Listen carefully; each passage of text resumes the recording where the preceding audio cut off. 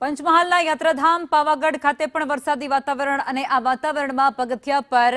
પાણી વહેતા થઈ ગયા હતા કારણ કે વરસાદ વરસવાની ત્યાં શરૂઆત થઈ ગઈ હતી અને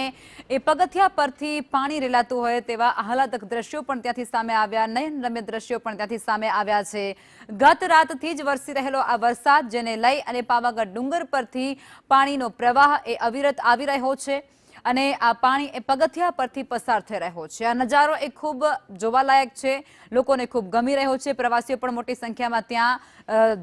નજરે પડી રહ્યા છે આહલાદક વાતાવરણ સર્જાતાની સાથે જ પ્રવાસીઓ પણ ખૂબ ખુશખુશાલ હતા દર્શનાર્થીઓ જે મંદિરે જતા હતા તે પણ ખૂબ આનંદમાં જોવા મળ્યા હતા પરંતુ સમગ્ર જિલ્લામાં અત્યાર સુધી હાલોલ શહેરા અને જાંબુઘોડા તાલુકામાં નોંધપાત્ર વરસાદ નોંધાઈ ચૂક્યો છે અને બાકીના જે તાલુકાઓ છે તેમાં માત્ર વરસાદી ઝાપટા વરસી રહ્યા છે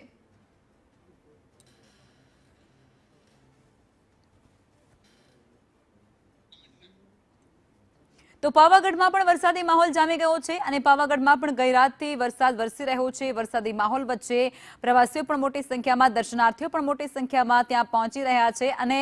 આ જે તસવીરો સામે આવી રહી છે પગથિયા ઉપરથી જે પાણી પસાર થઈ રહ્યો છે એ આ આહલાદક તસવીરો જોઈ અને સૌ કોઈ અત્યારે મંત્રમુગ્ધ બની રહ્યા છે આકર્ષણનું કેન્દ્ર જાણે અત્યારે આ પગથિયા ઉપરનું પાણી બની ચૂક્યું હોય પ્રવાસીઓમાં તેવું લાગી રહ્યું છે